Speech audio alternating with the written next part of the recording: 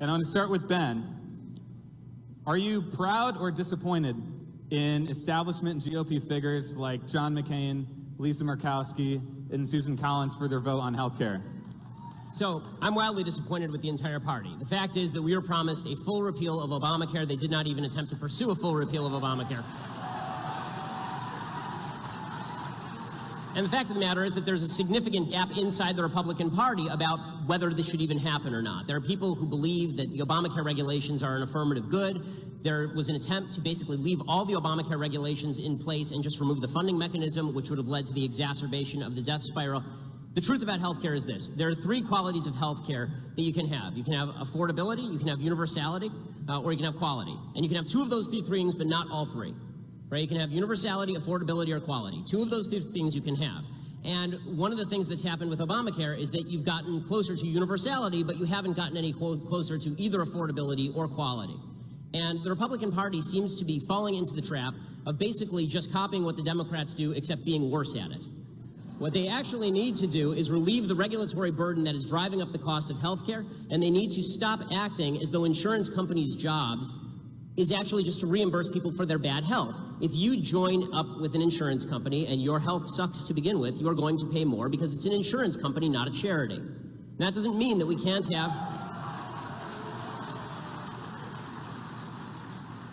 Now, that doesn't mean that we can't have some form of backup for people who have pre-existing conditions. I would hope that the social fabric would help fill that in. This is why I'm a big believer in charity and churches and synagogues filling that gap.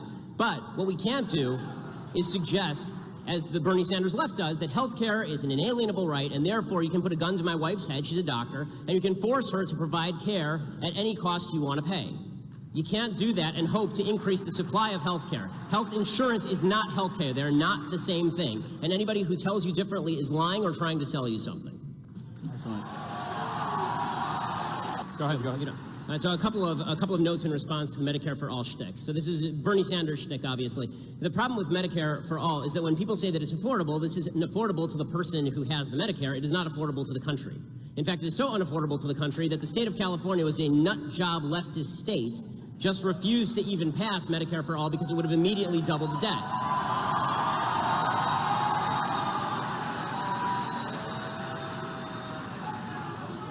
As far as the idea that Medicare, that medical care is a right, but it's not actually a good or a service, this is a way to make things less plentiful. If you declare things rights, but you don't actually incentivize the creation of those things, you don't get more of them. So the South African Constitution has right in there that healthcare is a right, that housing is a right. The fact is that you don't have good housing or healthcare in South Africa because just declaring things rights does not make them appear. What makes more things appear is a market-based system that creates more doctors, that creates more medical care, that creates more incentive for people to join up. So my wife is a doctor. That means she has to go through 1,000 years of medical training, and we have to spend hundreds of thousands of dollars to make her a doctor. The idea that you're going to have the government come in and then dictate the sort of care that she should provide to each particular patient and then dictate how much she should be paid for that care is going to lead to a decrease in the number of people who are going into the medical industry, which decreases the level of care overall. This is why I say that it is better to treat things as goods than as rights, because declaring something a right just means that you have the right to steal it from me. But declaring something a good means that you get a market process that leads to lower prices and better care over time. And the big problem we've had before Obamacare is that it was already treated quasi as a right. You had it heavily regulated on the state level. It is continually heavily regulated. That there's a completely unregulated market is absolute nonsense. The reason you have employer-based health insurance in the first place was as a response to wage and price controls placed in the aftermath of World War II, and employers began giving health insurance as an actual good, right? They gave it as an actual incentive to their employees. If you had an actual individual-based health insurance market, you bought it just like you bought your car insurance, you would see more and better health care for everyone. I'd more want to respond to some of the contentions that Cenk was making about Medicare for All and single-payer health care. A couple of things. One, when you say we pay for it, that's not technically true. The idea that everybody who's paying into Medicaid paid for it and now they get out what they paid in is obviously not true. It is a redistributive program, and to pretend otherwise is just silly. The people who are paying the payroll taxes are not the people who are taking out through Medicaid, obviously. Can I just address that super quick? So can I ask you a question? I have two questions, really, serious questions. One, what is your ideal tax rate?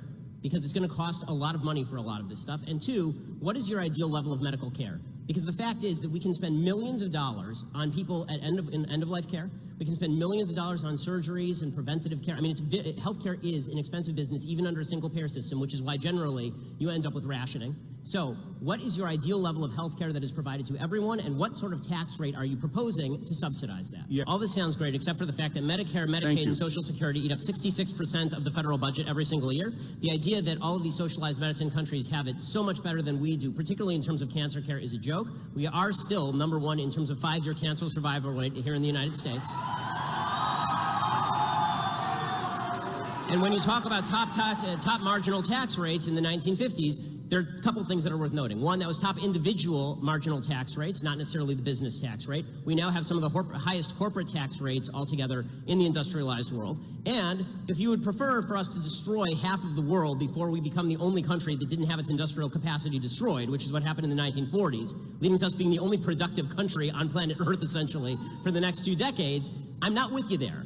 I'm not really in favor of having a giant world war that destroys all industrial capacity across the West, so we're the only people who actually have the capacity to produce anything and just markets that we can provide to. One more quick point, and then I'll be done with this, because we can do healthcare for 8 hours here. But 2 things. One, I'd like to know which tax deduction, when people say tax loopholes, a tax loophole is just a tax deduction that's available to everyone, and some people take advantage of it and some people don't. I can't take advantage of certain corporate tax deductions because my business isn't in those businesses, for example.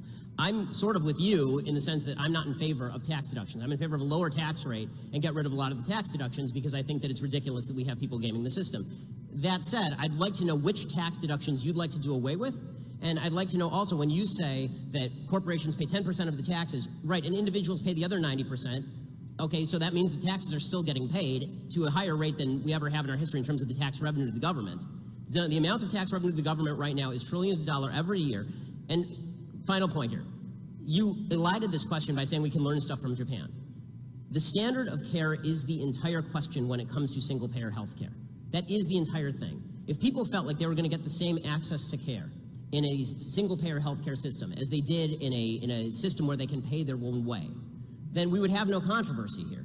But the fact is that rationing is mandated as soon as you start having the government run the healthcare system and decide what level of care people get. So I don't want anyone deciding what level of care that I can get. I don't want anyone else to, they don't care about me. They don't know my child's name. They don't know my name. All they know is how much I cost. I mean, Ezekiel Emanuel's at least honest about this. Ezekiel Emanuel comes out and says, listen, I want to die at 70, right? I want to die at 80. That's fine with me. I'd rather die at that. Well, that's good for him. But if I don't want to die at 80, or I don't want my father to die at 80, it's none of his damn business. Yes. Ben, let me just ask if you can respond to that too. The problem is when you pay a higher tax rate throughout the course of your life to pay for all of the Medicare that you are talking about, you don't have enough money to pay for Medicare Advantage in many cases. And as far as this idea that, you know, corporations they don't have any of your interests at heart, you are a corporation. TYT is a corporation. You have 80 employees. I assume that you're not just a greedy asshole, and that you actually would like to help your employees from time to time. And you just talked about how under Obama, everything got better with your business. Well, under Obama, he didn't radically escalate taxes. Okay, there was not a radical escalation of taxes under President Obama. And finally, when you seem to be identifying a higher tax rate in the 1950s with higher level of growth. So if that's the case, why not just tax everybody at 100% and we can have massive growth from here to eternity?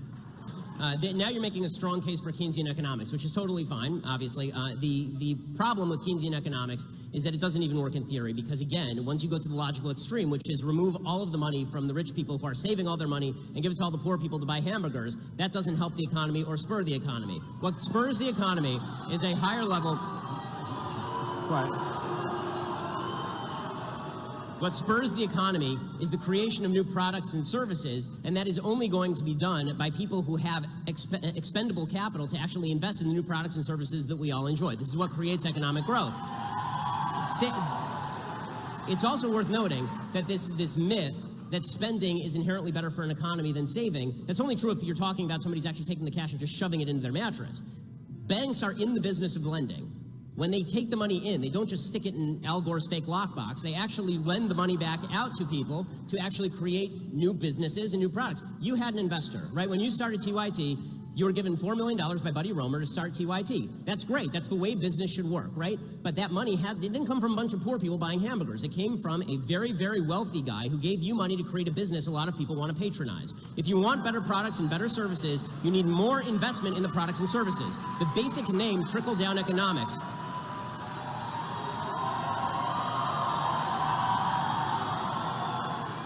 The basic name trickle-down economics is not something that any conservative even proposed. It's a leftist revision of what economics actually is, because you're not giving me the money. It was my money in the first place, created through voluntary transactions that I had with others. I've not stolen money from anyone, neither have you. And the idea that money has to be forcibly taken from you and handed to somebody at the bottom end of the economic spectrum to somehow jog the economy, that may jog McDonald's, but is not going to jog all of the creation of the products and services that make all of our lives much better today than they were 30 years ago in terms of the stuff we have access to. From my mouth to God's ears, because I don't think they're going to pass anything, because I think that there's a high level of incompetence inside the Republican caucus, and it's pretty fractious. But I do want to go back to a couple of points, because you actually hit on some major thematic points. You talked about roads and the fact that we need roads in order to get to work. This is a point Elizabeth Warren made, and obviously a point that President Obama made at the time. I don't think anyone argues that we don't need roads to get to work. The problem is that when you're talking about roads as a percentage of the budget, we are talking about a tiny, tiny, tiny percentage of the federal budget and of the state budget and even of the local budget. So the idea that you're justifying massive tax rates on corporations in order to pay for roads is just intellectually dishonest. It's a tiny, the stuff that we agree on, that government should spend on, is a tiny percentage of spending, right? It's all the other stuff that we disagree on. As far as the idea that I'm somehow being, dismissive toward people who are buying hamburgers, I'm not. I'm saying the people who are poor need to buy hamburgers to feed their children. They don't have the money to invest in building an iPhone, because when you're just trying to get by and you are living in a Walmart subsistence economy, you're using that money to buy the products and services you need to get by. That does not create new products and services that become cheaper over time through competition. You need somebody to make those investments. You said this about Glass-Steagall, for example. You said the banks, they might make their own investments. In what? In what? They're not investing in themselves. I mean, they have to take that money and then they have to use it to invest in something else. Places like Apple, some that fail and some that succeed. This idea that banks are somehow evils is just not the case unless you are talking about them working in Congress. Here you and I agree, working in congruity with a Congress, with a legislature that is attempting to give them kickbacks. Both you and I agree on this. So, and finally, as far as the idea that Republicans pass tax cuts because they're beholden to their donors, okay, and Democrats pass tax increases because the unions give them hundreds of millions of dollars every year, and I don't see Democrats complain about this. Well, I mean, when it comes to money in politics, I think that breakdown doesn't really hold. I mean, the fact is that President Trump, during the campaign, talked routinely about how he engaged in putting money into politics. So, I mean, this is a game that a lot of people are playing. It's kind of a weird question. But as far as the idea that all money should be out of politics, here's the problem. Okay, TYT, we both have corporations, and we expound upon politics every single day.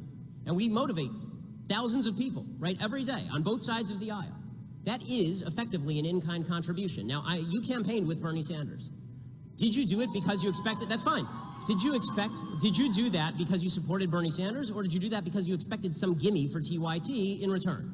I assume you did it because you supported Bernie Sanders, right? Yes. So, okay. So, the point that I am making is to attribute to everyone else bad intent when it comes to political spending in politics, but to yourself, it's totally fine. And when it comes to other media entities that give in-kind contributions on a regular basis through their coverage, this is when the New York Times, which is biased to the left, spends an inordinate amount of time and money reporting on Mitt Romney's idiotic stories about how he was in high school and cutting a gay kid's hair in 1932.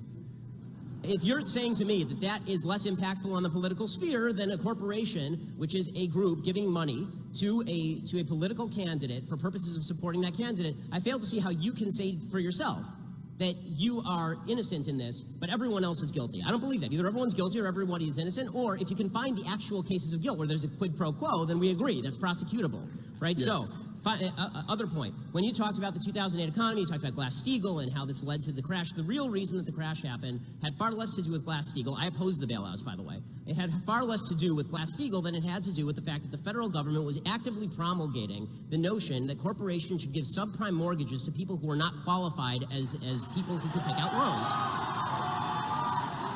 This meant that, as you say, corporations are not inherently conservative, they're not inherently free market, they're inherently profit-driven. So if they felt that they could give a bunch of subprime mortgages and this would inflate the real estate prices, and if things went wrong, they just foreclose on the nearest house, and the market just keeps going up and up and up, and they can just, as you say, turn these into derivatives and sell them on the open market by pretending that these are all good loans because they have government backing, then of course you're going to get an inflated, overheated real estate market. But the question there is not the workings of the free market, it's the combination that you like in a mixed economy, that I hate. Okay, I hate mixed economies in the sense that I don't believe that capitalism and socialism should be mixed, that corporatism is the solution. Okay, what you're talking about is corporatism. You're talking about Glass-Steagall, which freed the getting rid of Glass-Steagall, it freed the corporations to invest in a free market manner, but also they gave a bailout to all of these corporations by essentially incentivizing them to give a bunch of bad loans, knowing that if things went bad, then all the losses would be socialized. The problem there is not the free market. The problem there is a government that is acting as a backstop for bad decisions in the free market by profit-driven corporations. I need to respond to some of that. Yeah, definitely. Okay, so first of all, I'd like to point out that Cenk's big government, small government dichotomy was proposed by you, not by me. I talk about the proper scope of the government's involvement in particular areas the same way that you do, and we may disagree on all of that. My point is that overall, if you're talking about the level of government spending, it needs to go down, and you believe that it really needs to go up. Okay, so it's disingenuous. It depends. It's not on war, does it? No, but overall. Not on the war on drugs. Cenk, not on so many of those wasteful programs. It depends. But let me. Overall, you want the federal budget increased. Overall, I would like the federal budget decreased. To pretend that this is not true is to lie. Okay, and when you suggest that there is no difference between, we just have different visions of what the government should cover, these things cost different things. Okay, the war in Iraq was very expensive. You know what's more expensive? Social Security, Medicare, and Medicaid. All of these are vastly more expensive than the war in Iraq and Afghanistan. Now, as far as this, again, going back to this idea that, again, I don't like this big government dichotomy any more than you do, in the sense that you say, well, it's big government for the government to get inside people's wombs. And I say that it is the government's job to preserve life, liberty, and property, and one of those things is life.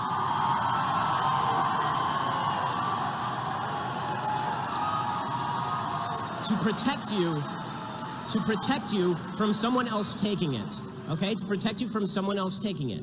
Now, when it comes to the idea that all money in politics is bad, again, I ask you, final question, final point on, we're going through 10 points at a time here, but final point here. When you say money in politics is bad, again, I ask you, Buddy Roemer gave you $4 million to start TYT. What did he expect in return? Should he not have given you money? Was the money not speech? It was just money, after all. It was just like a hooker, I assume. So are you the prostitute? How did this work?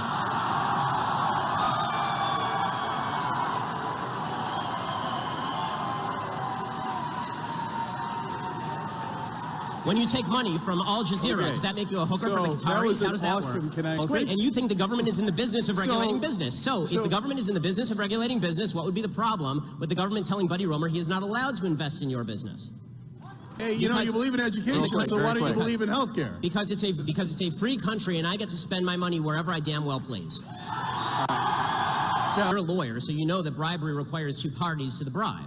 If I give money to a politician, there must be something in return. If there is no quid pro quo, there is no bribery. You think there's nothing in return? Well, you think the politicians don't do those favors? I think very often there is something in return, but I want you to point me to the things that are in return, not just say that all spending on politics ought to be forbidden except for the Young Turks. No. Okay, final question. This is going to be the last word on this. Final thing here on this, okay? Final question on this. So, Young Turks is super successful. We have 80 million uniques. It's wonderful.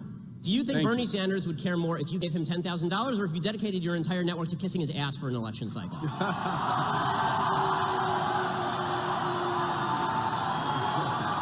I'll go first to Ben.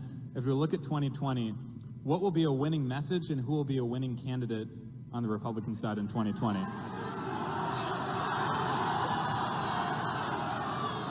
So, I think that the greatest ally that the Republicans have is the incompetence and stupidity of the Democratic Party.